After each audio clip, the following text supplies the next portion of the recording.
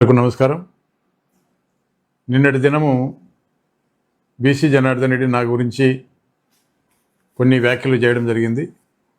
నేను ముఖ్యమంత్రి గారు వచ్చినప్పుడు ఆయన మాట్లాడిన విషయాల గురించి, మా యొక్క పార్టీ గురించి కొన్ని అసందర్భమైనటువంటి వ్యాఖ్యలు చేసినారు కాబట్టి నేను కూడా వాటికి రిప్లై ఇవ్వడం జరిగింది.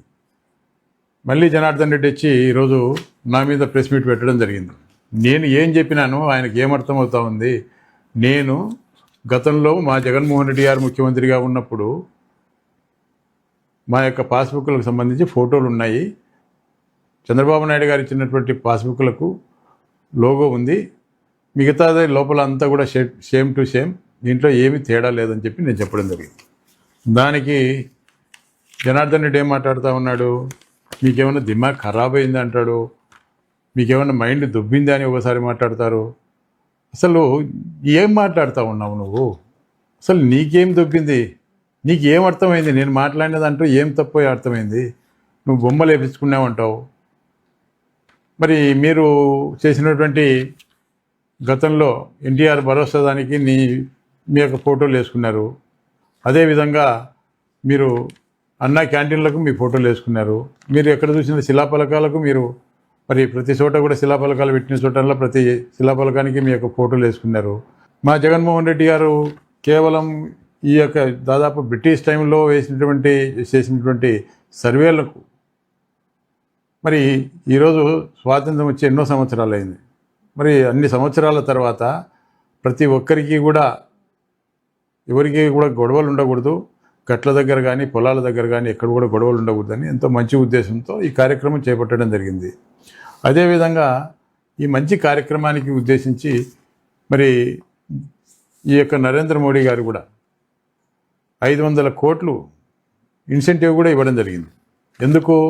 ఇది చాలా మంచి పథకము, ఇది బాగా చేస్తూ ఉన్నారు జగన్మోహన్ రెడ్డి గారి గవర్నమెంట్ అని చెప్పి గతంలో కూడా మరి ఇన్సెంటివ్ కూడా ఇవ్వడం జరిగింది.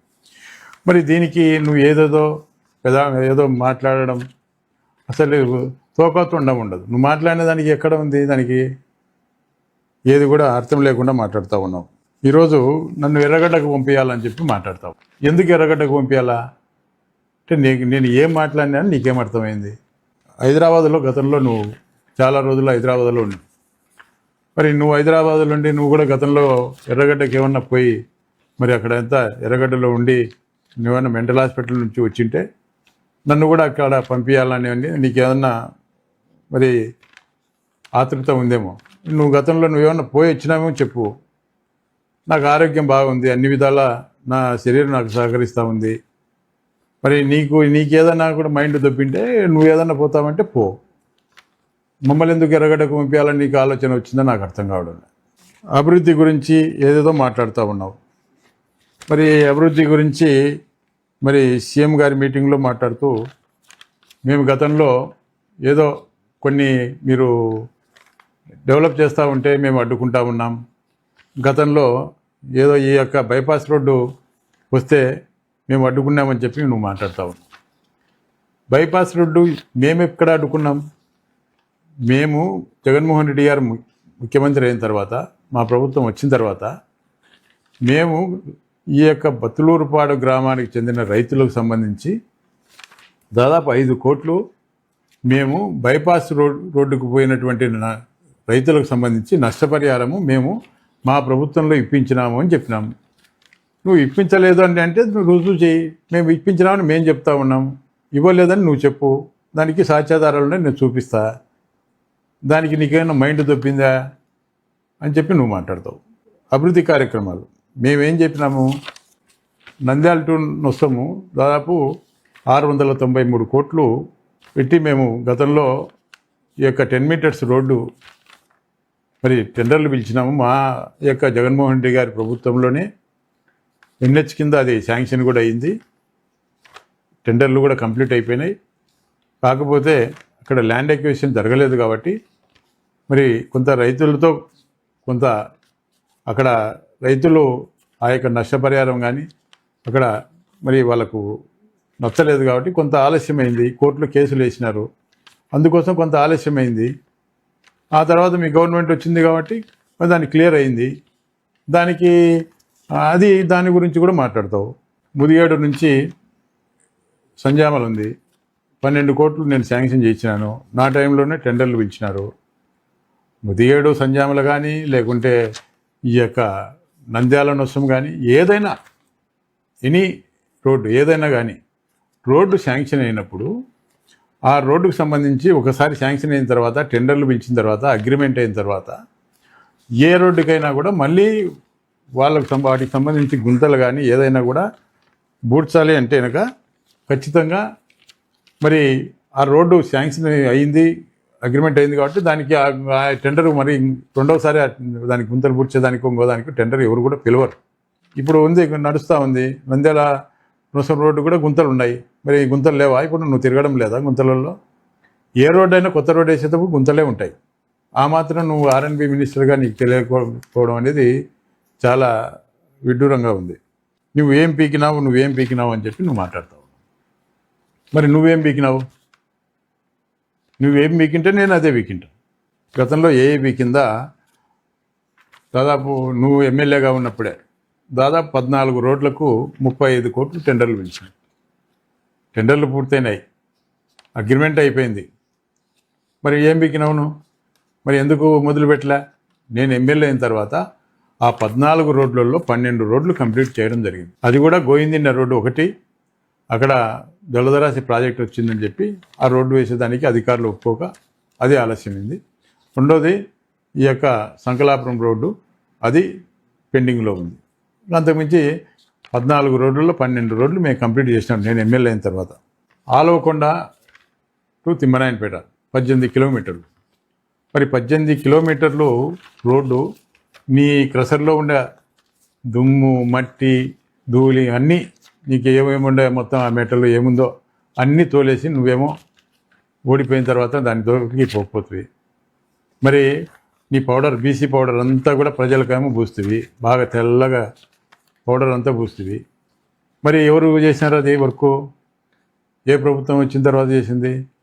నేను ఎమ్మెల్యే అయిన తర్వాత ఆ యొక్క వర్క్ కూడా 18 కిలోమీటర్లు కూడా మేము 60C కింద తీసుకొని మళ్ళీ ఆ రోడ్లు కూడా కంప్లీట్ చేయడం జరిగింది. మీకేమన్నా రోడ్లు చేయొద్దని మేమన్నా చెప్పినామా? ఏం చెప్పలేదు కదా. మీరు ఏదో చెప్తూ ఉంటారు, అభివృద్ధి అంటే నేను బ్రాండ్ అంబాసిడరు అని చెప్పి మాట్లాడుతూ ఉన్నావు.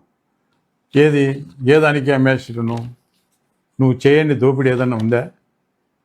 నువ్వు ఏ దానికి అంబాసిడరును, ఏ దానికి బ్రాండ్ అంబాసిడర్ అని చెప్పుకుంటా ఉన్నావు? నువ్వు ఇసుక దోపిడీ చేస్తూ ఉన్నావు, మట్టిని ఎత్తుకపోతూ ఉన్నావు. పలుకూరులో దేవాదాయ భూములు అంటే దేవుడు అంటే కూడా నీకు భక్తి లేదు, దేవుడు అంటే విశ్వాసము లేదు. దేవుడి మాన్యాల్లో కూడా నువ్వు మైనింగ్ చేసి డబ్బులు సంపాదిస్తూ ఉన్నావు.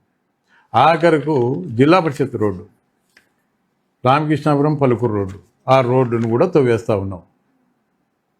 ఆ రోడ్డును కూడా ఒక మంత్రిగా ఉండి సిగ్గుపడాలను రోడ్డును తవ్వేస్తూ ఉన్నాను. జెడ్పీ రోడ్స్ అయితేనేమి, అదేవిధంగా ఈరోజు నువ్వు ప్రతి చోట కూడా అక్రమంగా మైనింగ్ చేస్తూ ఉన్నావు. మరి దీంట్లో కూడా నువ్వు బ్రాండ్ అంబాసిడరే. అదేవిధంగా వైఎస్ఆర్ పార్టీ మీద కేసులు పెట్టడము, అదేవిధంగా వైఎస్ఆర్ పార్టీ నాయకుల మీద రౌడీ షీట్లు ఓపెన్ చేయడము, నువ్వు అన్నీ కూడా బ్రాండ్ అంబాసిడర్గా నువ్వు బాగా గుర్తింపు పొందినావు. ఇవన్నీ అక్రమాలన్నీ చేస్తూ రౌడీ షీట్లు ఓపెన్ చేస్తూ అన్నీ కూడా చేస్తూ ఉన్నావు. ఈ మైనార్టీ సోదరులకు సంబంధించి 2017లో నువ్వు ఒకటి షాదీఖానా స్టార్ట్ చేసినావు. మరి షాదీఖానా నువ్వు స్టార్ట్ చేసినప్పుడు 2017 నుంచి మరి ఇప్పుడెప్పుడు 2026 అంటే దాదాపు 9 సంవత్సరాలు. అంటే మిగతా 5 సంవత్సరాలు పోతే నువ్వు 4 సంవత్సరాలు ఎమ్మెల్యేగా ఉన్నావు. మరి నువ్వేం పీకినావు? మరి గతంలో 2 సంవత్సరాలు ఎమ్మెల్యేగా ఉన్నప్పుడు మరి షాదీఖానా ఎందుకు పూర్తి చేయలే? మరి ఇప్పుడు 2 సంవత్సరాలు అయింది నువ్వు ఎమ్మెల్యే అయిపోయి, మరి ఇప్పుడు ఎందుకు పూర్తి చేయలే? ఎప్పుడు షాదీఖానా అని చెప్పి నువ్వు దాన్ని పట్టుకొని ఇయాలాడుతూ ఉన్నావు.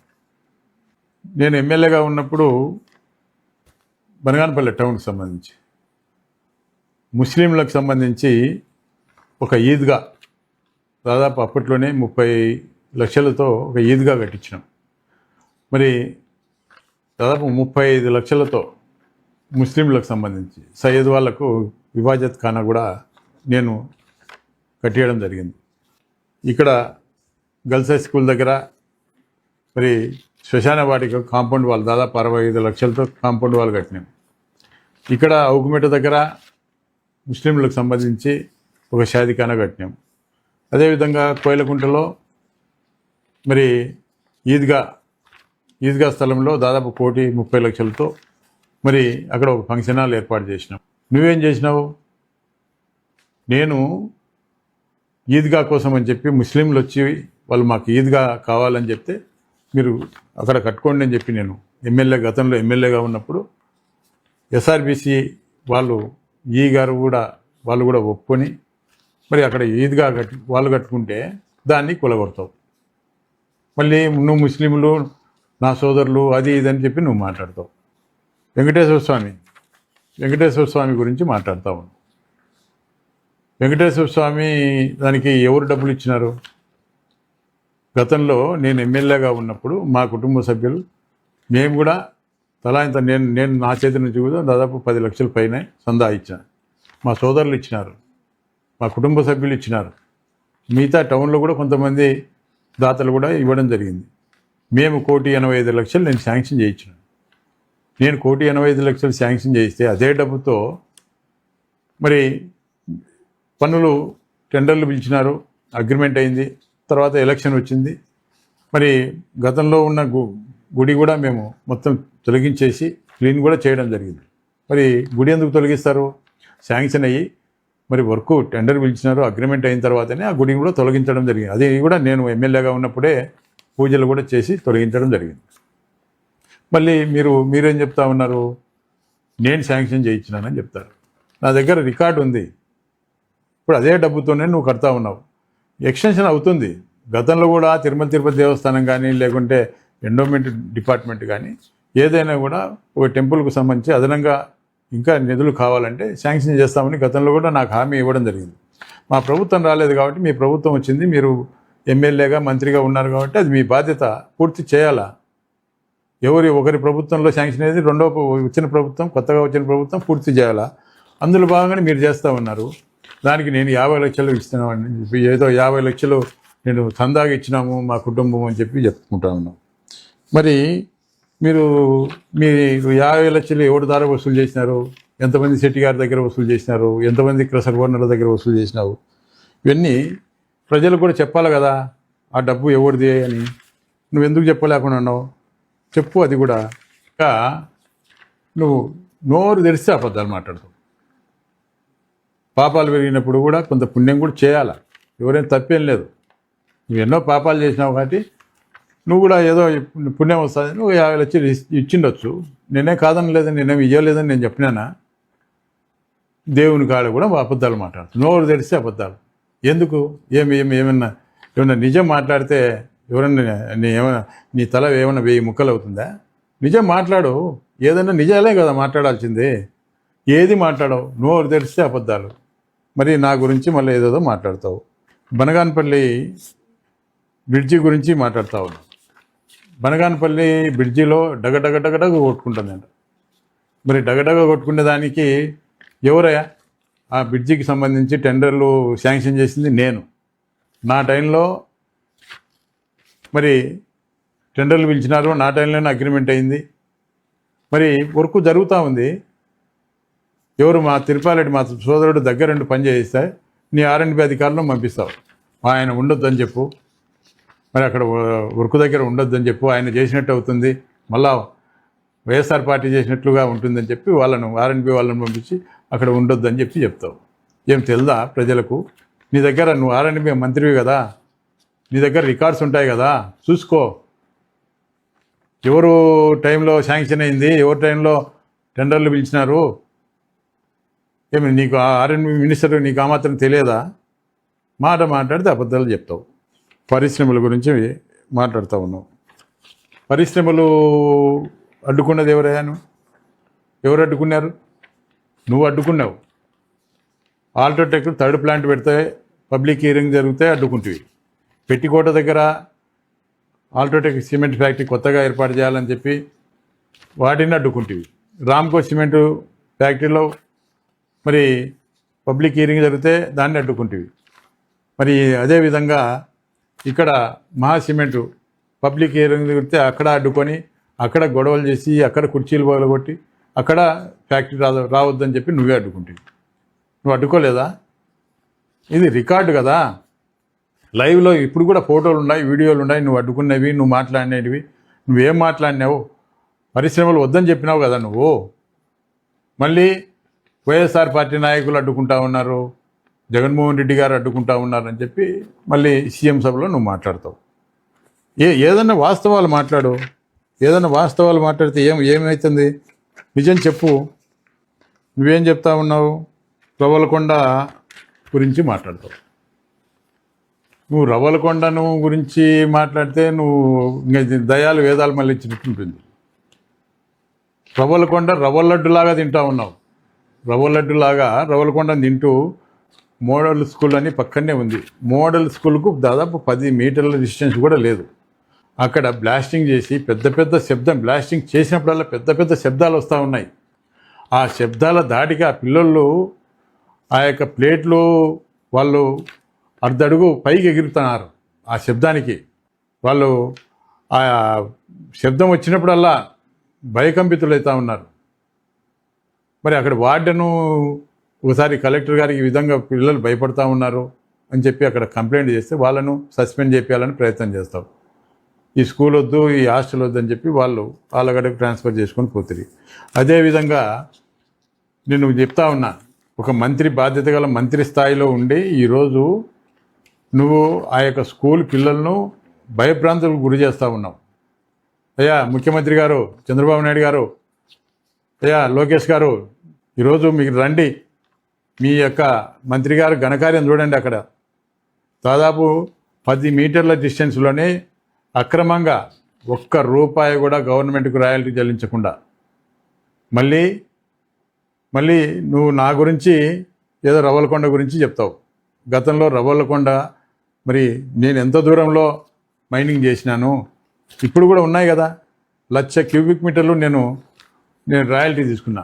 నువ్వు ఒక్క రాయల్టీ కూడా తీసుకోకుండా వేలాది టిప్పర్లు నువ్వు రోజు అక్రమంగా మైనింగ్ చేస్తూ అక్కడ స్కూల్ పిల్లలను భయభ్రాంతులకు గురి చేస్తూ మళ్ళీ వాళ్ళను ఏదో చాక్లెట్లు ఒకసారి, బిస్కెట్లు ఒకసారి, పుస్తకాలు ఒకసారి అని చెప్పి నువ్వు పంచనీకి మళ్ళీ పోతావు.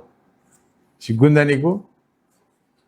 ఏం ఆ పిల్లలు ఏ విధంగా భయపడతా ఉన్నారు, తల్లిదండ్రులు ఏ విధంగా నీ యొక్క బ్లాస్టింగ్ చేసినప్పుడల్లా ఏ విధంగా భయకంపితులు అవుతూ ఉన్నారని చెప్పి మరి నీకు ఏదైనా అర్థం ఉందా? నువ్వు ఇంటి పట్టాల గురించి నువ్వేదో మాట్లాడతావు. అసలు ఇంటి పట్టాల గురించి నీకు మాట్లాడే అర్హత ఉందా నీకు? నువ్వే అడ్డుకుంటావు కదా. దాదాపు 100 ఎకరాలు ఇంటి పట్టాలు ఇచ్చి 100 ఎకరాల్లో నేను ఇంటి పట్టాలు ఇవ్వాలని చెప్పి నేను ప్రయత్నం చేస్తే ఇవన్నీ కట్ట తెగిపోతే మొత్తం అంతా ఊరు కొట్టుకుపోతుంది అని చెప్పి నువ్వు మొత్తం 100 ఎకరాలు సర్వే నెంబర్లు ఏదైతే ఉందో దాదాపు 110 ఎకరాలు మొత్తం సర్వే నెంబర్లు అన్నిటి మీద నువ్వు కోర్టుకు వేసినావా లేదా? నిజం ఒప్పుకో. మళ్ళీ ఏం చెప్తావు ప్రెస్ ముందరా? నేను అడ్డుకోలేదు, నేను కాలువకు అవతల యువతల తీసేసి మిగతాది ఇవ్వమని చెప్పినానని చెప్పి, మరి మిగతాది ఇవ్వమని చెప్పినవాడివి నువ్వు కోర్టులో విత్డ్రా చేయాలా? కలెక్టర్ దగ్గరికి పోయి లెటర్ ఇస్తావు. కలెక్టర్ లెటర్ ఇస్తే కలెక్టర్ మీదనే కోర్టుకి వేసి కలెక్టర్ లెటర్ ఇస్తే ఆ కోర్టు ఆర్డరు మరి కోర్టు స్టే రద్దు చేస్తారా? సిగ్గుందా నీకు? ఏదన్నా మాట్లాడేటప్పుడు ఏమన్నా చాలామంది ఎవరికైనా తెలియదు ఈ విషయాలు. ఎంతో కొంతమందికి నాలెడ్జ్ ఉన్న వాళ్ళు ఉంటారు, చదువుకున్న వాళ్ళు కూడా ఇప్పుడు బెనాపల్లి టౌన్లో చాలామంది అన్నారు. ఏదో అనంతపురం జిల్లా వాళ్ళకు నేను లిస్టు తయారు చేసినాను 1800 పట్టాలకి. అంటే నాకు ఓటర్సు బనగానపల్లి నియోజకవర్గంలో ఉండేవాళ్ళు ఓటర్సు. ఎక్కడో ఇస్తే నాకేంటి ఉపయోగము? పట్టాలు అనంతపురం జిల్లా వాళ్ళకో, ధర్మవరం వాళ్ళకో, లేదంటే మిగతా ప్రాంతాల వాళ్ళకి ఇస్తే నేను నా నియోజకవర్గంలో నా ప్రజలకు ఇస్తే ఎక్కడో ధర్మవరం వాళ్ళకి అంటావు, ఇంకా మిగతా ఎక్కడెక్కడో రాష్ట్రం అంతా ఇచ్చినానంటావు. నీకేమన్నా దిమాగ్ ఖరాబ్ అయిందా? నీకేమన్నా ఏం మాట్లాడుతూ ఉన్నావు? అసలు పట్టాలు వేయలేదు, పట్టాలు కోర్టులో స్టే ఉంది. 110 ఎకరాలు నేను ప్రభుత్వ భూమిని సేకరించి ఎస్ఆర్బీసీ భూమిని సేకరించి నేను పట్టాలు ఇవ్వాలని చెప్పి నేను ప్రయత్నం చేస్తే నువ్వు కోర్టుకు పోయి అడ్డుకున్నది కాక మళ్ళీ ఈరోజు మళ్ళీ కొత్త జిమ్మిక్కులు చేస్తూ ఉన్నావు. ప్రతిసారి నీ బతికి ఇదేనా? నువ్వు మారవా? అంగా ఏమి వాస్తవాలు చెప్పు. నేనెందుకు 1800 మందికి పట్టాలు ఇస్తాను వేరే వాళ్ళకు? అసలు లిస్టు ఏ విధంగా తయారు చేస్తారు? అయితే ఇప్పుడు ఒక ఎమ్మెల్యే లేకుంటే నువ్వు మంత్రివి ఉండవు, నువ్వు నీ లెటరేట్ మీద నువ్వు పట్టా ఇవ్వు, చెల్లుతుందేమో. లేకుంటే నేను ఎమ్మెల్యేగా ఉన్నా, నా లెటరేట్ మీద పట్టా రాసిస్తే చెల్లుతుందేమో. కొంత నువ్వు మంత్రిగా ఉన్నావు, కనీసం నాలెడ్జ్ లేదా? ఏదైనా కూడా ఎవరైనా కూడా ప్రతి ఇంటికి ఒక ఆధార్ కార్డు ఉంటాయి, వాళ్ళకు ఆధార్ కార్డు అన్నీ చేసుకుంటారు, వాళ్ళు ఎంక్వైరీ చేసుకుంటారు. రెవెన్యూ వ్యవస్థ ఉండేది ఏమిటికి? ఇవన్నీ పూర్తిగా విచారణ తర్వాత ఎవరు అప్లై చేసుకున్నారు, ఎవరైనా కూడా అప్లై చేసుకోవచ్చు. ఎవరైనా అప్లై చేసుకున్నప్పుడు వాళ్ళు ఎంక్వైరీ చేసిన తర్వాత ఆ ఎంక్వైరీలో వీళ్ళు ఇక్కడ ఉన్నారు, అర్హులా కాదా అనేది ఎంక్వైరీ చేస్తారు. వాళ్ళకి ఇల్లు ఉందా లేదా, వాళ్ళ ఇంటి మీద ఏదైనా కూడా గతంలో పట్టా ఇచ్చినారా లేదా, ఇవన్నీ కూడా ఎంక్వైరీ చేసుకుంటారు. రెవెన్యూ వాళ్ళంతా గుడ్డిగా ఎవరు చెప్తానో, ఎమ్మెల్యే చెప్తానో, నువ్వు చెప్తానో, నేను చెప్తే పట్టాలు ఇవ్వరు. అసలు 1800 లిస్టు ఎట్లొచ్చింది? నువ్వు సృష్టిస్తూ ఉన్నావు. అంటే అది అయిపోయింది. ఇన్ని రోజులు 5 సంవత్సరాలు నువ్వు అడ్డుకుంటువి, ఇప్పుడు మళ్ళీ కొత్త ఏదో ఒకటి మళ్ళీ ఇది సృష్టించి మళ్ళీ ఏదో విధంగా మమ్మల్ని బ్లేమ్ చేయాలని నువ్వు ప్రయత్నం చేస్తూ ఉన్నావు. ప్రజలు గమనిస్తూ ఉన్నారు. ఏమంత గుడ్డి వాళ్ళు కాదు. ప్రతిసారి నీ మాటలు నమ్మి నువ్వు చెప్పినట్టు చేస్తారనుకోనికి అది త్వరలో నువ్వు కూడా చూస్తావు. మీ చంద్రబాబు నాయుడు గారే నీ గురించి చెప్పడం జరిగింది. మొన్న మీటింగ్ వచ్చినప్పుడు మీటింగ్లో నీ పర్ఫార్మెన్స్ సరిగా లేదు, నువ్వు ఇంట గెలిచి రచ్చ గెలవాలని చెప్పి మీ ముఖ్యమంత్రి గారే చెప్పడం జరిగింది. స్వయంగా ఆయన స్పీచ్లోనే చెప్పడం జరిగింది. చెప్తే నేనేం చెప్పినానో ఆయన చెప్పిన విషయం నేను ప్రెస్ మీట్లో చెప్పడం జరిగింది. నువ్వేం మాట్లాడతావు? మాజీ అంటావు. ఏమంటే నువ్వు ఇంతకుముందు మాజీగా లేవా? నా చేతిలో ఓడిపోలేదా నువ్వు? ఎవరైనా కూడా ఎన్టీ రామారావు లాంటి వాళ్ళే ఓడిపోయినారు. మీ చంద్రబాబు నాయుడు కూడా గతంలో ఓడిపోయినారు. ఇది గెలుపు ఓటమి అనేది ఎన్నికల్లో సహజం. మరి అంత మాత్రాన నన్ను ప్రతిదానికి మాజీ అని పిలుస్తాను. మీ ఆర్ఎండ్బి మినిస్టర్ను, నాకు ఎన్నో శాఖలు ఉన్నాయి, అదేవిధంగా నేను పోలిట్ బ్యూరో మెంబర్ను, నన్ను నెత్తిన పెట్టుకున్నాడు చంద్రబాబు నాయుడు అని చెప్తాను. మరి నెత్తిన పెట్టుకుంటే బనగానపల్లిలో నిన్నెందుకు మాట్లాడినాడు? దానికి కూడా సమాధానం చెప్పు. మరి నువ్వు ఇన్ని సకల శాఖల మంత్రి అని చెప్పుకుంటా ఉన్నావు, పోలిట్ బ్యూరో అని చెప్పుకుంటా ఉన్నావు. నువ్వు అసలు నీ క్వాలిఫికేషన్ ఏమి? నువ్వేం చదువుకున్నావు? నువ్వు ముందు చదివితే 7వ తరగతి ఫెయిల్, నువ్వు 7వ తరగతి ఫెయిల్ అయినావు.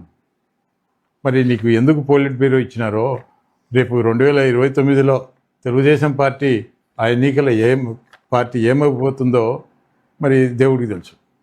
మరి నువ్వు ఇన్ని శాఖల మంత్రిగా ఉందని చెప్పి చెప్తా ఉన్నావు. ఎవరు శాఖల మంత్రి? నువ్వు కమిషన్లు అన్నీ వసూలు చేస్తున్నావు, కమిషన్లు నాయకులకు ఇస్తున్నావు. కాబట్టి మీ నాయకుడు ఏమన్నా నీకు సకల శాఖ మంత్రి కూడా నీకు ఇచ్చిండొచ్చు. ఎందుకంటే మిగతా వాళ్ళు ఇస్తారు, నువ్వు బాగానే ఇస్తున్నావు డబ్బులు కూడా అని చెప్పి ప్రజలు కూడా అనుకుంటా ఉన్నావు. ఎందుకంటే అధికారుల దగ్గర కూడా నువ్వు అప్పుడప్పుడు చెప్తూ ఉంటావు, ఈ కమిషన్లు వసూలు చేసేటప్పుడు నాకు ఒకరికే కాదు పై వాళ్ళకు కూడా ఇవ్వాలని చెప్పి నువ్వు చెప్పుకుంటా ఉన్నావు. కాబట్టి నీకు పోర్టులకు, దానికి, దీనికి, ఆర్ఎన్బికి అన్నిటి కూడా నీకు ఇచ్చిండొచ్చు. నేనేం నీకు ఇవ్వలేదని నేనేం చెప్పలేదు కదా. కాబట్టి నువ్వు ఇంకోటి ఏమి, గొడ్డల పార్టీ గురించి చెప్తా ఉన్నావు. సైకిల్ అంటే గొడ్డల పార్టీ అని చెప్పి నువ్వే ఒప్పుకుంటువి. ఎవరు? నేను చెప్పినానా? నువ్వు కదా, నీ స్పీచ్లో చెప్పలేదా నువ్వు? సైకిల్ పార్టీ అంటే గొడ్డల పార్టీ అని నువ్వే చెప్పినావు, నువ్వు ఒప్పుకున్నావు. నిజం చెప్పు, నువ్వు చెప్పినదే కదా. చెడపకురా చెడేవంటారు ఎవరైనా కూడా. ఎందుకంటే నీ నోటి నుంచి ముత్యాల లాంటి మాటలు వస్తూ ఉన్నాయి. ఎందుకంటే అప్పుడప్పుడు చంద్రబాబు నాయుడు కూడా చెప్తూ ఉంటాడు, చాలా వరకు ఈ చెప్తూ ఉంటాడు, స్వాతంత్రం ఇచ్చింది నేనే, లేకుంటే సెల్ ఫోన్ కనిపెట్టింది నేనే, మరి మంట లేకుండా వంట చేసేది కూడా మీ చంద్రబాబు నాయుడే. ఇవన్నీ చాలామంది చాలా ఫన్నీగా తీసుకుంటూ ఉంటారు. కాబట్టి నువ్వు ఏదేదో మాట్లాడుతూ ఉంటావు. ఎందుకంటే నీకు ఫ్రస్ట్రేషన్ ఎక్కువైపోయింది. మరి ఏం మాట్లాడుతూ ఉన్నారో ఏం చేస్తూ ఉన్నావో, మరి ఎందుకు నీకు ఆ విధంగా ఫ్రస్ట్రేషన్లో ఫీల్ అవుతూ ఉన్నావో నాకైతే అర్థం కావడం లేదు. జగన్మోహన్ రెడ్డి గారు అపాయింట్మెంట్ గురించి నువ్వు మాట్లాడుతూ ఉన్నావు. జగన్మోహన్ రెడ్డి గారు అపాయింట్మెంట్ గురించి నీతో చెప్పించుకునే పరిస్థితులు మేము లేవు. జగన్మోహన్ రెడ్డి గారిని మాకెంత విలువ ఇస్తూ ఉన్నాడో, మేమంటే ఆయనకి ఎంత అభిమానమో మా కుటుంబానికి ఆ కుటుంబానికి మరి ఎన్నో సంవత్సరాల నుంచి అవినాభావ సంబంధం ఉంది. ముందు నీ గేట్ల కాడ చూసుకో, నీ కార్యకర్తలు నీ గురించి ఏం మాట్లాడుకుంటా ఉన్నారో, మరి నీ గురించి ఏం విమర్శిస్తా ఉన్నా, నీకు సీసీ కెమెరాలు కూడా పెట్టుకుంటావు కదా, మరి అది చూసుకో. అది చూసుకోకుండా మా గురించి, మా గేట్ల గారి గురించి, మా జగన్మోహన్ రెడ్డి అంత దూరం పోయినావు, ముందు నీ గేట్ల కాడ చూసుకోను, నీ గురించి ఏం మాట్లాడుకో ఉన్నారో ఒకసారి చూసుకో. మరి నీకు బాగా బీపీ ఈ మధ్య చాలా ఎక్కువైపోయి మరి ఏదేదో మరి ప్రెస్ మీట్ పెట్టినప్పుడల్లా మా గురించి చాలా ఎక్కువగా విమర్శలు చేస్తూ ఉన్నాం. మరి నీకు బీపీ ఎక్కువైతే నేను ఒక హాస్పిటల్ కట్టించిన, 100 పడకల హాస్పిటల్, పోయి ఆ హాస్పిటల్లో మరి చూపించుకో. ఏదైనా బీపీ ఎక్కువ ఏదైనా ఉంటే నువ్వు చూపించుకో ఉచితంగా నీకు, ఎందుకంటే మంత్రి కాబట్టి నీకు ప్రత్యేకంగా కూడా నీకు ట్రీట్మెంట్ చేసేదానికి కూడా హాస్పిటల్లో నువ్వు ఏదైనా బీపీ చెక్ చేసుకోవాలన్నా, లేకుంటే షుగర్, లేకుంటే నీకు ఇంకా ఏవైనా కూడా మైండ్కి సంబంధించి ఏదైనా చిప్పు ఏదైనా పోయింటే అది కూడా ఏదైనా ట్రీట్మెంట్ కూడా మరి చేయించుకుంటే బాగుంటుందని చెప్పి నేను మీకు సలహా ఇస్తూ ఉన్నాను. ఏదేమైనప్పటికీ కూడా నువ్వు ప్రతిసారి మా గురించి ఏ మీటింగ్లో కూడా నువ్వు నన్ను టార్గెట్ చేసి నువ్వు మాట్లాడుతూ ఉన్నావు. ప్రెస్ మీట్ పెడితే నా గురించే మాట్లాడుతూ ఉన్నావు. నువ్వు మాట్లాడితే నేను మాట్లాడతా. అసలు ఈరోజు గ్రామాల్లోకి వెళ్ళలేని పరిస్థితి మీకు వస్తూ ఉంది. మరి పథకాలు ఏది కూడా మీరు ఇచ్చిన హామీ ఒక్కటి కూడా ఇంతవరకు అమలు చేసిన పరిస్థితులు కనపడడంలే. ఒక పెన్షన్ ఇస్తూ ఉన్నారు, దాంట్లో కూడా మరి దాదాపు 67 లక్షల పెన్షన్లు ఇచ్చి 5 లక్షల పెన్షన్లు ఇప్పటికే మీరు రద్దు చేయడం జరిగింది. ఇంకా మిగతా సూపర్ 6 పథకాలంటే ఇంకా అవి కాకిలు ఎత్తుకపోయినాయి. ఇంకా దాని గురించి మనం మాట్లాడాల్సిన అవసరం లేదు, ప్రజలందరికీ కూడా తెలుసు. ప్రజలందరూ ఎక్కడ పోయినా కూడా తిరగబడతా ఉన్నారు అని చెప్పి నువ్వు ఏదేదో మాట్లాడుతూ ఉన్నావు. ఎప్పుడు కూడా మాట్లాడుతూ ఉంటావు కదా, నువ్వు సవాల్ అంటున్నావు. నువ్వు రా, నువ్వు ఎప్పుడు వస్తావో రా. మరి నీ ఎమ్మెల్యే పదవికి రాజీనామా చేసి నాతో పోటీ చేస్తావా? ఇంకా 3 సంవత్సరాలు ఉంది అంటున్నావు కదా, 3 సంవత్సరాలు అవసరం లే, ఇప్పుడు 2 సంవత్సరాలు పూర్తయింది. రా, నీ ఎమ్మెల్యే పదవికి పోటీ చేస్తాం. నువ్వు ఇండిపెండెంట్గా అయినా సరే, నీ పార్టీ గుర్తు మీద అయినా సరే, దేనికైనా సిద్ధం. ఆ విధంగా వస్తావా? నువ్వు దేని మీద వస్తావో రా, నీకు 2 ఆఫర్లు ఇస్తావన్నా. నువ్వు నాతో పోటీకైనా సిద్ధం, లేకుంటే ఎక్కడైనా కూడా పెట్రోల్ బంక్ సెంటర్ అయినా సరే, ఎక్కడైనా సరే డిబేట్ పెడదాం. టైము డేటు నువ్వే ఫిక్స్ చేసుకో.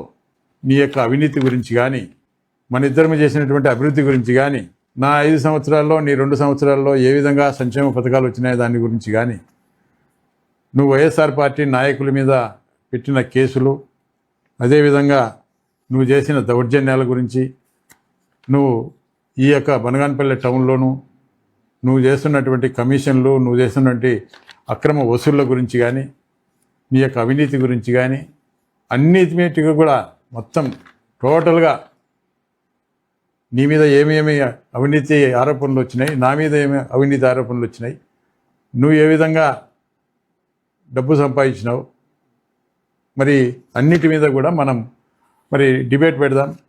మరి ప్రజల సమక్షంలోనే, అది కూడా ప్రజల సమక్షంలో ఓపెన్గా నేను ఛాలెంజ్ చేస్తా ఉన్నా. నువ్వు ఎప్పుడో డేటు టైము చెప్పు.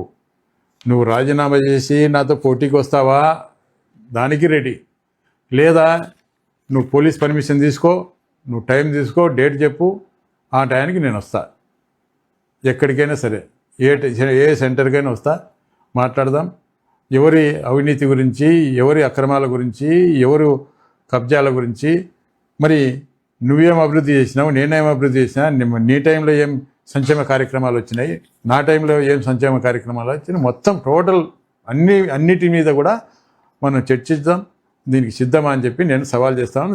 నువ్వు సవాల్ స్వీకరించాలని చెప్పి నేను కూడా కోరుకుంటా ఉన్నాను.